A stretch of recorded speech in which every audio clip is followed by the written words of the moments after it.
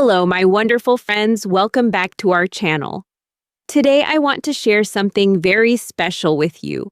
We're going to talk about the incredible journey of learning English. And trust me when I say this journey can change your life completely. I know because it changed mine, and I've seen it change the lives of thousands of students around the world. But before we start, I have a question for you. And I want you to answer honestly in the comments below. What is the biggest dream you want to achieve once you become fluent in English? Is it getting your dream job? Traveling the world without fear? Talking to that special someone? Or maybe something completely different? Let me know, because your answer might inspire someone else watching this video right now. So grab your favorite drink, get comfortable, and let's dive into this amazing adventure together. Let me start by telling you about Maria. She was one of my first students when I started teaching English 5 years ago. Maria came to me with tears in her eyes. She said, "Teacher, I've been trying to learn English for 3 years, but I still can't speak. I feel so stupid and embarrassed." I told her, "Maria, you're not stupid. You're brave for trying, and we're going to figure this out together." 6 months later, Maria was giving presentations in English at her job, and now she works for an international company in London. What changed everything for Maria was understanding that learning English isn't just about memorizing rules. It's about building confidence, step by step. The first thing I want you to understand is that your brain is amazing. It's designed to learn languages. You already speak at least one language perfectly, which means you have all the tools you need to learn English. The problem is that many people try to learn English the same way they learned math or science. But language learning is different. It's more like learning to ride a bike or learning to cook. You need to practice, you need to make mistakes, and you need to be patient with yourself. Now, let me share the most important secret about learning English successfully. It's not about being perfect. It's about being consistent. I had a student named Ahmed who could only study 15 minutes a day because he worked 2 jobs and had 3 children. But Ahmed studied those 15 minutes every single day, without fail.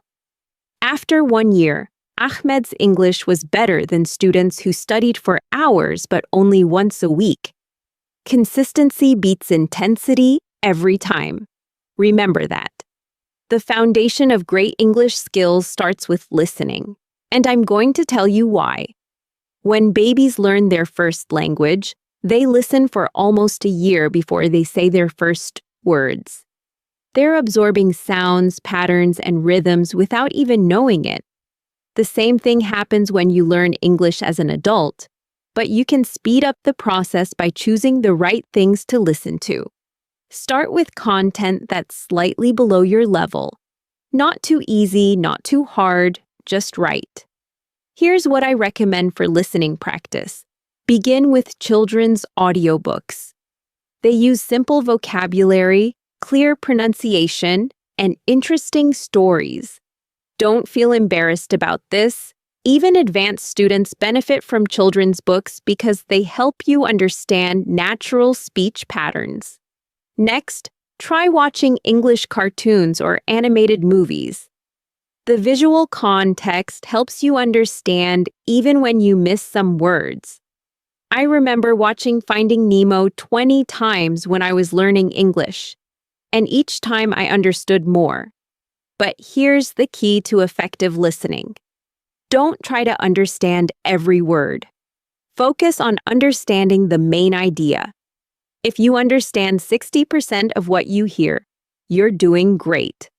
Gradually, your comprehension will improve, and those gaps will fill in naturally. I call this the sponge method. Your brain soaks up language naturally when you're relaxed and not trying too hard. Speaking is where many students feel most nervous. But I have good news for you. Speaking English is like going to the gym for your mouth. The more you exercise those muscles, the stronger they become. Start by talking to yourself. Yes, you heard that right. Talk to yourself in English. Describe what you're doing, narrate your day, pretend you're explaining things to a friend. This might feel silly at first, but it works incredibly well. I had a student named Yuki who was terrified of speaking. She would practice conversations with her reflection in the mirror every morning. She'd say, "Good morning, Yuki. How are you today? What are you going to do today?" At first, she could only say simple sentences, but after 3 months, she was having full conversations with herself, and her confidence grew tremendously. When she finally spoke to real people, she was ready. Don't worry about your accent. Let me tell you something important. There's no such thing as a perfect accent. English is spoken by billions of people around the world, and they all have different accents. Your accent is part of your identity, and it's beautiful. What matters is being understood, not sounding like someone else. Focus on clear pronunciation rather than copying a specific accent. Reading is your gateway to expanding vocabulary and understanding grammar naturally. But here's the secret. Choose books that you genuinely enjoy reading.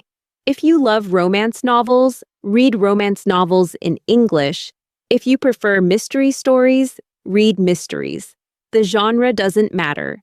What matters is that you're excited to turn the page. When you enjoy what you're reading, you'll read more and learn more. I remember when I started reading Harry Potter in English. I was so curious about what happened next that I didn't care about the difficult words. I used context clues to guess meanings, and I looked up important words that appeared frequently. This natural curiosity is more powerful than any grammar book. Start with books that have been translated from your native language because you might already know the story. This makes comprehension easier.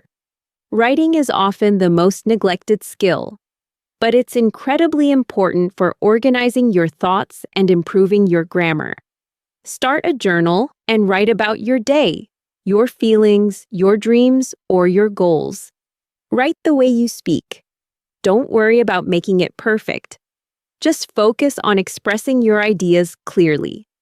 I had a student who wrote 1 paragraph every day about her cat. Sounds simple, right? But after 6 months, her writing was clear, confident, and natural. Here's a powerful technique I call the copy and create method. Find a paragraph from a book or article that you admire. Copy it by hand, word for word. This helps you internalize good writing patterns. Then create your own paragraph using the same structure but different content. This technique has helped thousands of my students improve their writing quickly. Grammar is important, but don't let it paralyze you. I see too many students who know grammar rules perfectly, but can't have a simple conversation. Grammar should support your communication, not control it. Learn grammar through examples and practice, not through memorization. When you read or listen, notice how grammar works in real sentences. This natural approach is much more effective than studying rules in isolation. Let me tell you about Carlos. He spent 2 years memorizing grammar rules, but couldn't order food in a restaurant.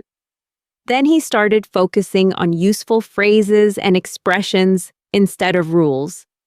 Within 3 months, Carlos was confidently traveling and communicating in English-speaking countries.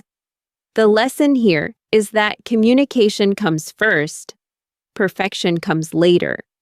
Building vocabulary is like building a house. You need strong foundations. Start with the most common words in English. The first 1,000 most frequent words make up about 70% of everything you'll read or hear. Focus on these high-frequency words first. They give you the biggest return on your investment. I always tell my students, quality over quantity. It's better to know 100 words deeply than to know 500 words superficially. Use the spaced repetition method to remember new words. Review new words after 1 day, then after 3 days, then after 1 week, then after 1 month. This scientific approach ensures that words move from your short-term memory to your long-term memory permanently. Many apps use this method, but you can also create your own system with flashcards or a notebook. Here's something crucial about vocabulary. Don't just learn individual words. Learn words in context. Learn phrases, expressions, and collocations. For example, instead of just learning the word make, learn phrases like make a decision, make a mistake, make progress. This approach helps you sound more natural and native-like. Cultural understanding is often overlooked, but it's essential for true fluency. Language and culture are inseparable. When you understand cultural context, you understand why people say things in certain ways, and you can communicate more effectively. Watch English movies and TV shows not just for language practice, but to understand cultural references, humor, and social norms. I had a student named Lynn who was technically fluent but struggled in business meetings because she didn't understand cultural communication styles. Once she learned about concepts like small talk, indirect communication, and cultural etiquette, her professional relationships improved dramatically. Language learning isn't just about words and grammar, it's about understanding people and cultures. Setting realistic goals is absolutely crucial for long-term success. I see too many students who set impossible goals like becoming fluent in 3 months, then give up when they don't achieve them. Instead, set small, achievable goals that build momentum. For example, this week I'll learn 10 new words. Next week I'll have a 5-minute conversation in English. These small wins create positive emotions that fuel your motivation. Track your progress in a visible way. Keep a learning journal, mark your calendar when you study, take photos of yourself speaking English, celebrate small victories. Your brain needs positive reinforcement to maintain motivation. I tell my students to treat themselves like they're training for a marathon. You wouldn't expect to run 26 miles on your first day, so don't expect to speak perfect English immediately. The power of community cannot be overstated. Learning English alone is possible, but learning with others is much more enjoyable and effective. Find a study group, join online communities, or find a conversation partner. Having people who understand your struggles and celebrate your successes makes the journey much more rewarding. I created an online study group for my students, and the results were amazing. Students who had been struggling alone suddenly started making rapid progress. They helped each other, explained difficult concepts, and practiced together. The social aspect of learning kept them motivated even when individual motivation was low. Technology can be your best friend when learning English, but use it wisely. There are thousands of apps and websites available, but don't try to use them all. Choose 2 or 3 tools that work well for you and stick with them. Consistency with fewer tools beats constantly switching between many tools. I recommend using one app for vocabulary, one for grammar practice, and one for conversation practice. Find tools that match your learning style. If you're a visual learner, use apps with lots of pictures and videos.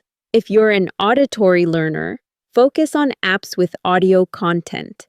If you're a kinesthetic learner, look for interactive apps that let you practice through activities. Mistakes are not your enemy. They're your teachers. Every mistake is valuable information about what you need to work on. Embrace mistakes as part of the learning process. I tell my students that making mistakes means you're trying and trying means you're learning.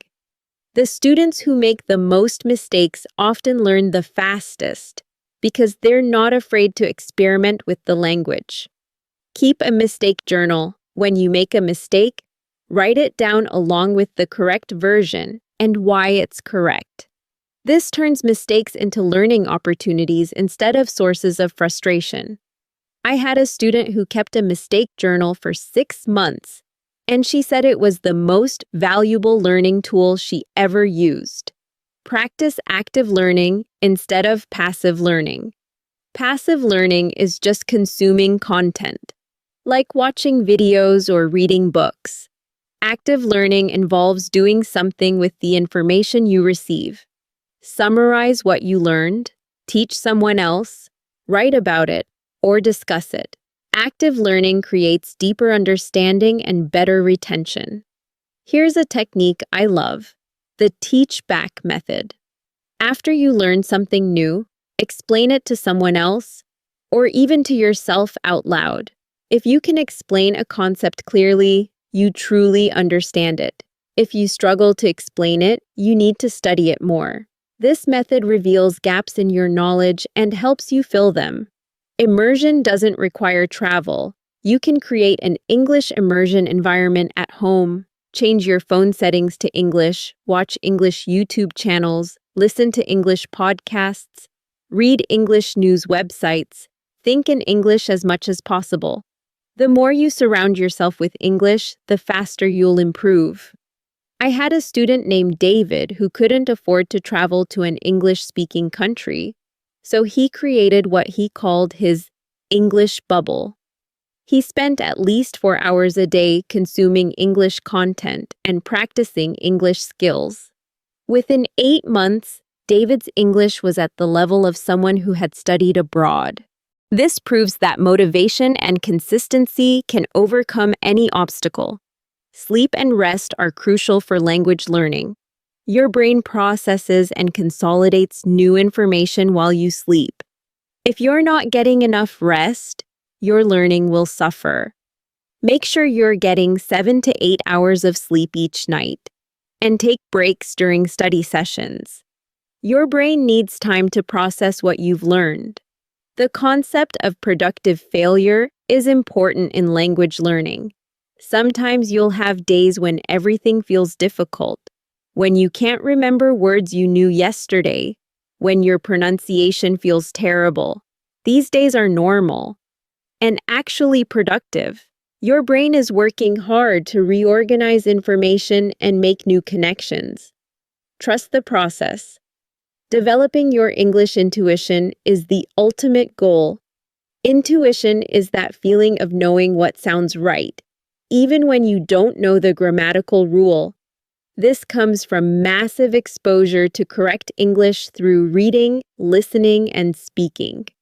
When you develop strong intuition, you can communicate confidently even in unfamiliar situations. I remember the day my English intuition clicked. I was writing an email and I automatically chose the correct preposition without thinking about rules. I just knew it felt right. This moment was incredibly empowering because I realized I was thinking in English rather than translating from my native language. Patience with yourself is perhaps the most important quality you can develop. Language learning is not linear. You'll have good days and bad days, periods of rapid progress and periods where you feel stuck. This is completely normal and happens to everyone, including native speakers learning new skills. Finally, remember why you started learning English. Connect with your deeper motivation, whether it's career advancement, travel opportunities, cultural exploration, or personal growth. When you remember your why, you can push through difficult moments and stay committed to your goals. Your English learning journey is unique to you. Don't compare your progress to others. Everyone learns at their own pace, with their own strengths and challenges. Focus on being better than you were yesterday, not better than someone else. Celebrate your progress, no matter how small. and be proud of your courage in taking on this amazing challenge. Learning English opens doors to opportunities, connections, and experiences that can transform your life. Embrace the journey with curiosity, patience, and determination. You have everything you need to succeed. The only question is, are you ready to begin your amazing English adventure? Thank you for joining me on this journey. I hope these insights inspire and guide you as you continue learning English. Remember, I'm here to support you every step of the way, so please share your experiences, ask questions, and let's continue growing together. Until next time, keep practicing, keep believing in yourself, and keep shining your English light brightly.